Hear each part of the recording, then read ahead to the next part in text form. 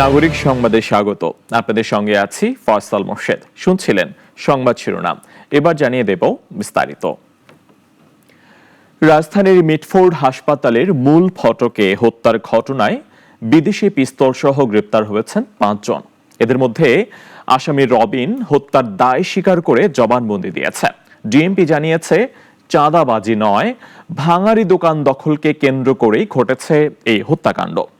মামলার তদন্তে পুলিশের সাথে কাজ করছে র্যাপিড অ্যাকশন ব্যাটালিয়ন র্যাব। বস্ত্রহীন নিথর দেহ পড়ে আছে মিটফোর্ড হাসপাতালের মূল ফটকের সামনে। এলোপাথারি নিথর দেহে ইট আর সিমেন্টের ব্লক দিয়ে আঘাত করছে কয়েকজন। এক পর্যায়ে শরীরের উপরে উঠে লাফিয়ে উল্লাস করে কেউ কেউ। বুধবার সন্ধ্যায় এমন নির্মমতা, যেন মানবতারই মৃত্যু ঘটেছে মিটফোর্ডে। আর নীরব তাকিয়ে দেখছে পথচারী ও আশপাশের মানুষ। ব্যবসায়িক দ্বন্দ্বে এমন বর্বরতা চালিয়েছে যুবদলের নেতাকর্মীরা। প্রকাশ্যে এই বর্বরতার প্রতিবাদে ফুঁসে উঠেছে সারা দেশ। গতকাল রাত থেকে উত্তাল হয়ে ওঠে ঢাবি থেকে শুরু করে জাহাঙ্গীরনগর, বুয়েট সহ দেশের নানা প্রান্তের শিক্ষার্থীরা। দুপুর থেকেও ফের বিক্ষোভে মিছিলে সরব হয় ক্যাম্পাসগুলো। মামলার এজাহারে নাম রয়েছে যুবদলের শীর্ষ পর্যায়ের 2 নেতার। কেন্দ্রীয় কমিটির সাবেক সহ জলবায়ু বিষয়ক সম্পাদক রজ্জব আলী পিন্টু ও ঢাকা মহানগর দক্ষিণ যুবদলের যুগ্ম আহ্বায়ক সাবাহ করিম লাকি। পরে এই 2 নেতাকে আজীবন বহিষ্কারের ঘোষণা দেয় যুবদল। এ ঘটনায় কোতোয়ালি থানায় হত্যা মামলা দায়ের করেছে নিহতের বড় বোন। ডিএমপি জানায়, ঘটনাস্থলের সিসিটিভি ফুটেজ বিশ্লেষণে গ্রেফতার করা হয়েছে 5 জনকে। উদ্ধার হয়েছে বিদেশি পিস্তল। গতকাল রাতে আমরা টিটন গাজীকে গ্রেফতার করেছি তাদের দেওয়া তথ্যের ভিত্তিতেই, এবং আমরা তাকেও সরাসরি সম্পৃক্ততার প্রমাণ পেয়েছি। এখন পর্যন্ত কোনো চাঁদাবাজির ঘটনা, এরা চাঁদাবাজ এই বিষয়গুলো আমাদের নলেজে নেই। অতীতে কোনো তাদের বিষয়ে, অর্থাৎ ঘটনার আগে বা এখন পর্যন্ত আমাদেরকে এই রিপোর্ট আমাদেরকে কেউ করে নেই, আমরাও তথ্য পাইনি। আর র্যাবের মহাপরিচালক জানিয়েছেন, তদন্তে পুলিশকে সহায়তা করছে র্যাব। ঘটনার মূল কারণ ও পেছনের মদতদাতাদের খুঁজে বের করতে চলছে অভিযান। মিটফোর্ডে যে ঘটনাটি সংঘটিত হয়েছে, এটির মূল তদন্ত ডিএমপি করতেছে। তারাই তদন্ত করে এর সঙ্গে কারা জড়িত, কিভাবে সম্পূর্ণ বিষয়টা বের করবে, এবং আমরা ছায়া তদন্তের মাধ্যমে আমরা ডিএমপিকে এক্ষেত্রে সহায়তা করছি। আমাদের কাছে অপরাধীর পরিচয় অপরাধী, সে কোন দলের, কত বড় শীর্ষ নেতা বা কত বড় নেতা, সেটা আমরা কোনোভাবেই বিবেচনায় আনি না। প্রাথমিক তদন্তে জানা গেছে, ব্যবসায়িক দ্বন্দ্বে বিরোধী ছিল হত্যার মূল কারণ। নিহত সোহাগও একসময় রাজনীতির সঙ্গে যুক্ত ছিলেন বলে জানিয়েছে পুলিশ। জিহাদুল ইসলাম, নাগরিক, ঢাকা। এদিকে মিটফোর্ড এলাকায় নির্মম হত্যার ঘটনার প্রতিবাদে দেশজুড়ে বিক্ষোভে নেমেছে শিক্ষার্থী ও ব্যবসায়ীরা। নৃশংস এই হত্যাকাণ্ডে দ্রুত বিচারের দাবি জানিয়েছেন তারা। প্রতিনিধিদের পাঠানো তথ্য ছবিতে আরো জানাচ্ছেন সিরাজুমনি শুভ। রাজধানীতে আভ্যন্তরীণ কোন্দলে ভাঙারি ব্যবসায়ী সোহাগ খুনের ঘটনায় ফুঁসে উঠেছে দেশের শিক্ষার্থী ও ব্যবসায়ী মহল। ঘটনার প্রতিবাদে রাস্তায় নেমেছে রংপুরের সাধারণ শিক্ষার্থীরা। অপরাধীদের সর্বোচ্চ বিচারের দাবি জানিয়েছেন তারা। এক স্বৈরাচার আমরা পতন করছি, আরেক স্বৈরাচার নতুনভাবে আমাদের উপর চেপে যাচ্ছে। আমরা যে চাঁদাবাজির বিপক্ষে, সন্ত্রাসীর বিপক্ষে, এটিকে দেখানোর জন্য আমরা আজকে রংপুরের রাজপথে নেমেছি সাধারণ শিক্ষার্থীরা। নির্মম এই হত্যার প্রতিবাদে নরসিংদীতে বিভিন্ন রাজনৈতিক সংগঠনের বিক্ষোভ মিছিল হয়েছে। মিছিল শেষে সংক্ষিপ্ত সমাবেশে হত্যায় জড়িতদের বিচার দাবি করেন প্রতিবাদকারীরা। নৃশংসতার প্রতিবাদে সমাবেশ ও মানববন্ধন হয়েছে যশোরে। প্রেস ক্লাবের সামনে সাধারণ ছাত্র জনতার ব্যানারে হয় কর্মসূচি। সোহাগ হত্যার প্রতিবাদে নওগাঁয় সমাবেশ মিছিল করেছে ছাত্র জনতা। শহরের মুক্তির মোড়ে হয় সমাবেশ। হত্যার এ ঘটনার প্রতিবাদে সিরাজগঞ্জেও বিক্ষোভ মিছিল করেছে শিক্ষার্থীরা। সরকারি কলেজ গেট থেকে বের হয় বিক্ষোভ মিছিল, পরে মুক্তির সোপানে হয় সমাবেশ। আজ আমি বিএনপি পরিবারের সন্তান হিসেবে আমি লজ্জিত। আমি গর্ব করে বলতে পারছি না আমি ভবিষ্যতে ছাত্র দল করব। এই হত্যাকাণ্ডের দ্রুত আইনের আওতায় এনে বিচার নিশ্চিত করতে হবে। প্রশাসনের কাছে কোনো রকমের অনুরোধ নয়, দাবি জানাতে এসেছি। আপনারা নিরাপদ ভূমিকা রাখবেন না, আপনারা সোচ্চার হন, আপনারা সজাগ হন। ব্যবসায়ী হত্যার প্রতিবাদে নেত্রকোনায় দি ভয়েস নেত্রকোনা ব্যানারে বিক্ষোভ মিছিল ও প্রতিবাদ সভা করেছে শিক্ষার্থীরা। জেলা প্রেস ক্লাবে হয় সমাবেশ। জামালপুরেও শিক্ষার্থীদের বিক্ষোভ মিছিল হয়েছে। 5 রাস্তা মোড়ে সমাবেশ করে সরকারি আশেক মাহমুদ কলেজের শিক্ষার্থীরা। ব্যবসায়ী হত্যার ঘটনায় মৌলভীবাজারে প্রতিবাদ মিছিল করেছে ছাত্র জনতা। প্রেসক্লাব চত্বর থেকে সাধারণ জনতার ব্যানারে শুরু হয় প্রতিবাদ। চৌমুহনী চত্বরে হয় সমাবেশ। হত্যার এ ঘটনার প্রতিবাদে চরফ্যাশনে বিক্ষোভ মিছিল করেছে ইসলামী আন্দোলনের নেতাকর্মীরা। সিরাজুম মনির, শুভ, নাগরিক। নির্বাচন ও সংসদ সবই করা যাবে, তবে কাঠামো ঠিক না করে কোনো কিছুই ঠিক রাখা যাবে না। আর এই জন্য রাজনৈতিক সংস্কৃতি সংশোধন জরুরি, জানিয়েছেন জাতীয় ঐকমত্য কমিশনের সহ সভাপতি ডক্টর আলী রিয়াজ। এদিকে যতটুকু ঐকমত্য হয়েছে ততটুকু দিয়েই নির্বাচন আয়োজনের আহ্বান জানিয়েছেন বিভিন্ন রাজনৈতিক দলের নেতারা। ঢাকা রিপোর্টার্স ইউনিটিতে ছাত্র, শ্রমিক ও জনতার গণ অভ্যুত্থানের বর্ষপূর্তি বাংলাদেশের গণতান্ত্রিক অভিযাত্রা শীর্ষক সেমিনারের আয়োজন করে গণতান্ত্রিক রাষ্ট্র পরিষদ। সেমিনারে বক্তারা বলেন, ২৪-এর রক্তের সঙ্গে বেইমানি মেনে নেওয়া হবে না। যতটুকু ঐকমত্য হয়েছে ততটুকু দিয়েই নির্বাচন আয়োজনের আহ্বান জানান তারা। যেটুকু সংস্কার সম্ভব করেন বাকিটা আগামী সরকারের ওপর ছেড়ে দেন, এবং যেই বিষয়ে রাজনৈতিক দলগুলোর ঐক্যমত নাই তারা তাদের ইলেকশন ম্যানিফেস্টোতে সেটা উল্লেখ করুক যে আমরা যদি ক্ষমতায় যাই আমরা এই করব। Let the people decide. সরকার যেন অভ্যুত্থান বা বিপ্লবের যে মূল আকাঙ্ক্ষা সেটা ধারণ করে সত্যিকার গণতান্ত্রিক অভিযাত্রার দিকে দেশ এবং জাতিকে নিয়ে যায়। অভ্যুত্থানের পিছনে জনগণ ছিল এবং তারা ভয় পেতে ভুলে গিয়েছিল। ফলে যে ভয় পেতে না চাওয়া মানুষ, তারা এখন আবার ভয়ের সংস্কৃতির মধ্যে পড়লো কেন? আলী রিয়াজ বলেন, নির্বাচন ও সংসদ সবই করা যাবে, তবে কাঠামো ঠিক না করে কোনো কিছুই ঠিক রাখা যাবে না। একটি গণতান্ত্রিক রাষ্ট্র গঠনের জন্য সবচেয়ে বড় প্রয়োজন সেটা হচ্ছে আপনি প্রতিষ্ঠানগুলো তৈরি করবেন, যে প্রতিষ্ঠান ব্যক্তির ঊর্ধ্বে উঠে ব্যক্তিকে নিয়ন্ত্রণ করে রাষ্ট্রের স্বার্থকে সামনে রেখে গোটা জাতিকে এগিয়ে নিয়ে যেতে পারবে। রাজনৈতিক দলগুলো রাষ্ট্রের কাঠামো নিয়ে নানাভাবে প্রশ্ন তুললেও দলের কাঠামো নিয়ে কখনোই প্রশ্ন করে না বলেও মন্তব্য করেন আলী রিয়াজ। আগে যারা ছিল, এখন আমরা যারা আছি, পরে যারা আসবেন, সব যদি একরকম হয় তাহলে আবু সাঈদের জীবন ফিরিয়ে দেন। সাইফুল শাহিন, নাগরিক, ঢাকা। এলডিসি থেকে উত্তরণে তৈরি নয় বাংলাদেশ। সরকার এলডিসি থেকে উত্তরণের সিদ্ধান্ত নিলেও বেসরকারি খাত তীব্র হোঁচট খাবে। ব্যবসায়ী নেতারা বলছেন আরো ২-৩ বছর সময় নেওয়া দরকার। বিশ্লেষকরা বলছেন ব্যবসার পরিবেশ ঠিক করতে না পারলে বড় ধাক্কা খাবে অর্থনীতি, আর সবচেয়ে বড় চ্যালেঞ্জটা আসবে রপ্তানিমুখী খাতে। সাইদ আরমানের রিপোর্ট। দেশের রপ্তানি আয়ের ৮০% বেশি যোগান দেয় তৈরি পোশাক খাত। স্বল্পোন্নত দেশের কাতারে থাকায় রপ্তানিমুখী খাতটি বড় অঙ্কের শুল্কমুক্ত বাজার পায়। এলডিসি থেকে উত্তরণ করলে ইউরোপীয় ইউনিয়ন, কানাডা সহ বিশ্ববাজারে আমাদের উচ্চ শুল্ক দিয়ে প্রতিযোগিতা করতে হবে। কিন্তু বাংলাদেশ উচ্চ শুল্ক দিয়ে প্রতিযোগিতা করতে কতটা প্রস্তুত? রপ্তানিকারকদের ১৪ থেকে ১৫% সুদে ঋণ নিতে হচ্ছে। কিছুদিন পর পর গ্যাসের দাম বাড়ানো হয় বিদ্যুতের দাম। বন্দরে দেরি আর হয়রানি তো নিত্যকার সঙ্গী, যার কারণে বাড়ে ব্যবসার খরচ। আমি মনে করি এলডিসি থেকে বেরিয়ে যাওয়ার জন্য যে আমাদের ইচ্ছাটা ছিল, আমরা এখনও পুরোপুরি আমাদের নিজের ঘরকে গুছাতে সক্ষম হয়নি, এবং ২৬ সালে যদি আমরা বেরিয়ে যাই সেটা আমাদের জন্য একটু ক্ষতির দিকই হবে বলে আমি ব্যক্তিগতভাবে মনে করি। আমার পার্সোনাল রিকমেন্ডেশন উড বি যে এটাকে 2 to 3 ইয়ার্স অবশ্যই লিঙ্গার করা উচিত। তা না হলে কিন্তু আমরা অপ্রস্তুতভাবে বেরিয়ে যাব। এর ফলে কিন্তু আমরা অনেক মার্কেট হারাবো, আর যেই মার্কেটটা তখন কম্পিটিটররা কিন্তু গ্র্যাব করে নেবে। ব্যবসায়ীরা বলছেন অন্য দেশের বাজারে যে শুল্কমুক্ত বাণিজ্য তারা পান এলডিসির তালিকা থাকায় তা দিয়ে দেশের বাড়তি ব্যবসার খরচ তারা সামাল দিতে পারেন। এখন দেশে ব্যবসার পরিবেশ ঠিক না করে এলডিসি থেকে বেরিয়ে গেলে খরচের বোঝা বাড়বে, ফলে হারাতে হবে দুই দিকই। 2026-এ গ্র্যাজুয়েট হব, আমরা চাই এটা ডেফার করা হোক অ্যাটলিস্ট 2 থেকে 3 বছর। আর 2 বছর ডেফার করলেও তো আমাদের 5-6 বছরের একটা প্রস্তুতি নিতে হবে। এই প্রস্তুতি তো রাতারাতি নেওয়া যাবে না। আর প্রস্তুতি তখনই সফল হবে যদি ইনফ্রাস্ট্রাকচার আমরা ঠিক করতে পারি। সূত্রগুলো বলছে যারা এলডিসি থেকে বেরিয়ে যেতে পদক্ষেপ নিয়েছে তারা তাদের অর্থনৈতিক ব্যবস্থাপনা জোরালো করেছেন আগে থেকে।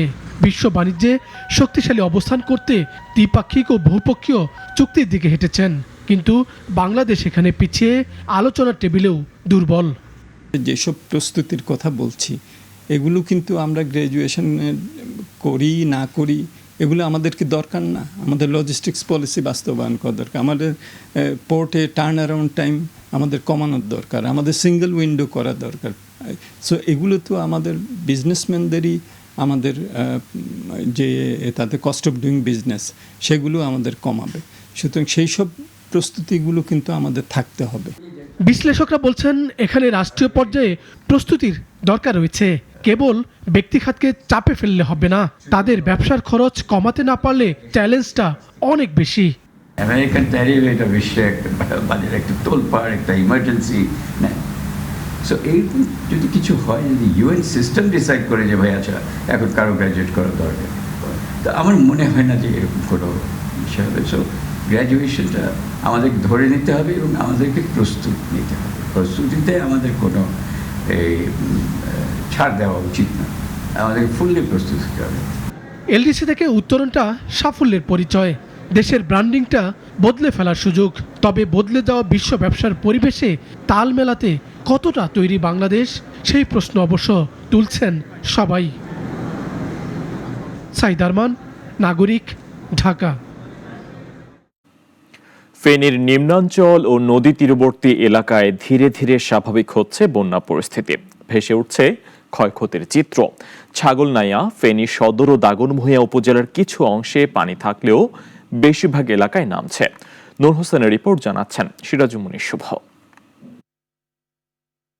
বন্যায় প্লাবিত হওয়া ফেনীর পরশুরাম, ফুলগাজী ও ছাগলনাইয়া উপজেলার পানি নামতে শুরু করেছে। তবে কিছু এলাকা এখনও পানিতে নিমজ্জিত। সড়কে যান চলাচল স্বাভাবিক হতে শুরু করেছে, জনমনে ফিরেছে স্বস্তি। পরশুরাম ও ফুলগাজী উপজেলায় বাঁধ ভাঙনের কারণে নতুন করে প্লাবিত হচ্ছে ছাগলনাইয়া, ফেনী সদর ও দাগনভূঞা উপজেলার আংশিক এলাকা।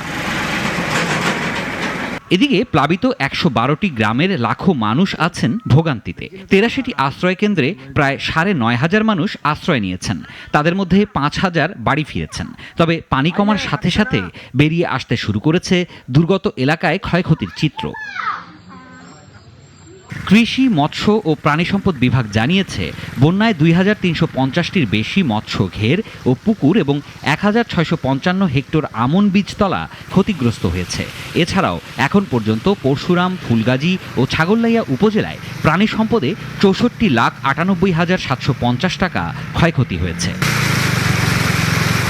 এর আগে ভারী বৃষ্টিপাত ও ভারতের উজানের পানিতে গত মঙ্গলবার মুহুরী, কুহুয়া ও সিলোনিয়া নদীর বন্যা নিয়ন্ত্রণ বাঁধের ২১টি অংশে ভাঙন দেখা যায়। সিরাজুমনি শুভ, নাগরিক। ফেনীর বন্যা দুর্গত এলাকা ও আশ্রয়কেন্দ্র পরিদর্শন করেছেন দুর্যোগ ব্যবস্থাপনা ও ত্রাণ মন্ত্রণালয়ের উপদেষ্টা ফারুক আজম।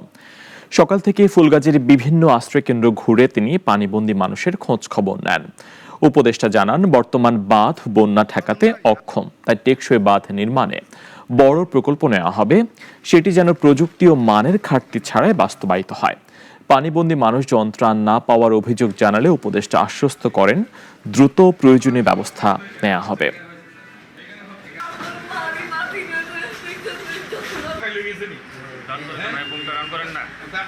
আমরা কেন থাকি না এটা চিন্তা করতেছি, একবার দিছি তো এটা উড়াই নিয়ে গেছে, এটা যেন এর পরে এরকম পাঁচলেও যেন উড়াইতে না পারে সেরকমের ব্যবস্থা করি ইনশাআল্লাহ। ঢাকা কাঠমান্ডু রুটে বিমানের একটি ফ্লাইটে বোমা থাকার খবর। এই আতঙ্কে কয়েক ঘন্টা স্থগিত হলো যাত্রা, নামলো বিশেষ বাহিনীর দল, শুরু হলো তল্লাশি। কিন্তু শেষ পর্যন্ত জানা গেল বোমার কোনো অস্তিত্ব নেই। আর এই পুরো নাটকের পেছনে ছিল সম্পর্কের জটিলতা আর পরকীয়ার রাগ। জিহাদুল ইসলামের রিপোর্ট। শুক্রবার সকালে আচমকা আতঙ্ক ছড়িয়ে পড়ে হজরত শাহজালাল আন্তর্জাতিক বিমানবন্দরে। কাঠমান্ডুগামী বিমান বাংলাদেশ এয়ারলাইন্সের BG373 ফ্লাইটে বোমা রয়েছে, এমন গোপন ফোন আসে এয়ার ট্রাফিক কন্ট্রোল কক্ষে। র্যাব, বোমা ডিসপোজাল ইউনিট, এমনকি সেনাবাহিনীর সদস্যরাও নামে অভিযানে। প্রায় ৩ ঘন্টা তল্লাশি শেষে নিশ্চিত হওয়া যায় ফ্লাইটে কোনো বিস্ফোরক নেই। কারা করলো এই ফোন আর কেন, উত্তর খুঁজতে গিয়ে উঠে আসে অদ্ভুত এক পরকীয়া প্রেমের গল্প। ইমন নামে এক ব্যক্তি পরকীয়া প্রেমিকের সাথে নেপালে যাচ্ছিলেন ওই ফ্লাইটে। এটি ইমনের মা এবং তার স্ত্রী জানতে পারেন এবং তার যাত্রা বন্ধের জন্য তারা প্রচেষ্টা চালান, বাট কোনোভাবেই তারা সক্ষম হন না। তখন ইমনেরই আর এক বন্ধু ইমরান পরামর্শ দেয় যে যদি এয়ার ট্রাফিক কন্ট্রোলকে জানানো হয় যে এখানে বোমা আছে, তাহলে হয়তো বিমানের যাত্রাটি বন্ধ হবে, এবং অ্যাকর্ডিংলি ওই মা টেলিফোন করেন এবং যার ফলে এই ঘটনা সংঘটিত হয়। র্যাব জানায় সারারাত অভিযান চালিয়ে গ্রেফতার করা হয়েছে ইমন, তাহমিনা ও ইমরানকে। রিমান্ডে নেওয়া হয়েছে, চলছে আরও তদন্ত। জিহাদুল ইসলাম, নাগরিক, ঢাকা। নরসিংদীতে এবছর জিআই স্বীকৃতি পাওয়া লটকনের চাষ আগের বছরের তুলনায় বেড়েছে। গত বছর 240 কোটি টাকার উৎপাদন হলেও এবছর আবহাওয়া অনুকূলে না থাকায় ফলন কিছুটা কম হয়েছে। তবে এবার বাজারে দাম বাড়তে। শাওন খন্দকার শাহিনের রিপোর্ট, জানাচ্ছেন সুলতানা মরিয়ম। বেলাপুর, শিবপুর ও রায়পুরা বাড়ির আঙিনা থেকে মাঠ পর্যন্ত লটকনের চাষ করছেন স্থানীয়রা। এবছর প্রায় 1800 হেক্টর জমিতে লটকনের আবাদ হয়েছে, যা গত বছরের তুলনায় বেশি। দেশের চাহিদা মিটিয়ে এটি রপ্তানিও হচ্ছে দেশের বাইরেও। তবে এবার আবহাওয়া অনুকূলে না থাকায় অনেক ফল ঝরে গেছে বলে জানান ফল চাষিরা। খুব খরণ গেছে, যে কারণে লটকন আমাদের লটকন আবার খরণের শুকায় গেছে। প্রচুর পরিমাণে ফলন ধরে, ফলনও খুব বড় হয় এবং খাইতে খুব সুস্বাদু। নরসিংদীর লটকন তো বাংলাদেশের মধ্যে বিখ্যাত, আপনাদের বাইরেও ইনপুট হয়। নগরীর মরজাল বাস স্ট্যান্ডে প্রতিদিন ভোরে বসছে লটকনের হাট। ক্রেতারা জানান বাগান ও হাটে লটকনের মূল্য প্রায় একই। গত বছর 80 টাকা 90 টাকা কেজি, এই বছর মনে করেন পাইকারি আছে এটা 145 টাকা 150 টাকা কেজি। এখানে আসছি মূলত লটকন নেওয়ার জন্য, লটকন বাগান দেখার জন্য। এই এলাকাতে বেশিরভাগই আপনার লটকন পাওয়া যায়, তার জন্য আমরা এই এলাকাতে ঘুরতে আসলাম লটকনের জন্য। পরপর লটকনের ফলন কম হয় বিষয়টি সরকারি কৃষি গবেষণাগারে অবহিত করার কথা জানান জেলা কৃষি প্রশিক্ষণ কর্মকর্তা। বিগত 60 বছরের মধ্যে এরকম ফলন কমের ঘটনাটি 3 বার ঘটেছে। এটির কারণ উদ্ঘাটন করে আমাদেরকে পরামর্শ দেওয়ার জন্য একটি প্যাকেজ যাতে তারা দিয়ে থাকে, যাতে ভবিষ্যতে এই ধরনের ঘটনা না ঘটে, সেজন্য আমরা গাজীপুর কৃষি গবেষণা ইনস্টিটিউটকে জানিয়েছি এবং তারা পজিটিভ সাড়া দিয়েছে। নরসিংদীর লটকন এখন শুধু এলাকার গর্ব নয়, দেশের অর্থনীতিতেও একটি গুরুত্বপূর্ণ নাম। তাই ফলন বাড়াতে গবেষণা ভিত্তিক পদক্ষেপ নেওয়ার তাগিদ দিয়েছেন স্থানীয় চাষিদের। সুলতানা মরিয়ম, নাগরিক। রাজধানীর শফিউদ্দিন শিল্পালয়ে অনুষ্ঠিত হয়েছে শিল্পী মোহাম্মদ মনসুর কাজের তৃতীয় একক চিত্র প্রদর্শনী বিমূর্তের সহাবস্থান। প্রদর্শনীর উদ্বোধন করেন এমেরিটাস চিত্রশিল্পী অধ্যাপক রফিকুন নবী। সভাপতিত্ব করেন বরেণ্য শিল্পী প্রফেসর মিজানুর রহিম। বিশেষ অতিথি ছিলেন বিশিষ্ট শিল্পী ও বীর মুক্তিযোদ্ধা প্রফেসর সৈয়দ আবুল বারেক আলভী এবং প্রফেসর সৈয়দ সাইফুল কবির। নির্বস্তক চিত্রকলার মাধ্যমে সমাজের অসঙ্গতি, ভারসাম্য ও আধুনিক জীবনের জটিলতা তুলে ধরা হয়েছে এই প্রদর্শনীতে। চিত্রানুরাগীদের জন্য প্রদর্শনীটি চলবে আগামী সপ্তাহ জুড়ে। শ্রীলঙ্কার বিপক্ষে ডাম্বুলায় অনুষ্ঠিত হতে যাওয়া দ্বিতীয় টি-20তে কাল মাঠে নামছে বাংলাদেশ। গতকালই পাল্লেকেল্লে থেকে সড়কপথে ডাম্বুলায় এসে পৌঁছেছে বাংলাদেশ ও শ্রীলঙ্কা ক্রিকেট দল।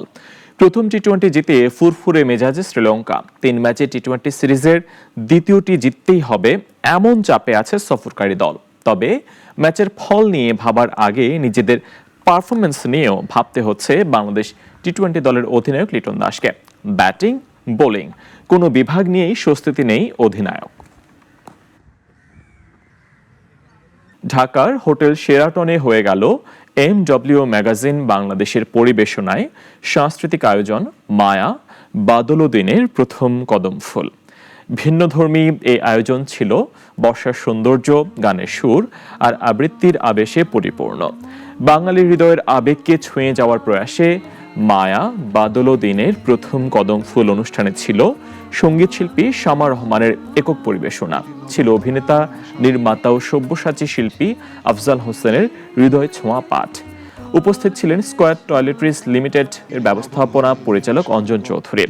বক্তব্য রাখেন MW ম্যাগাজিন বাংলাদেশের সম্পাদক ও প্রকাশক রুমানা চৌধুরী এবং স্কয়ার টয়লেট্রিজের প্রধান নির্বাহী কর্মকর্তা মালিক মোহাম্মদ সাইদ। এখন এই পর্যন্তই। নাগরিকের খবর ও অন্যান্য আয়োজন দেখতে চোখ রাখুন আমাদের ওয়েবসাইট, ইউটিউব ও ফেসবুকে। সবাইকে ধন্যবাদ।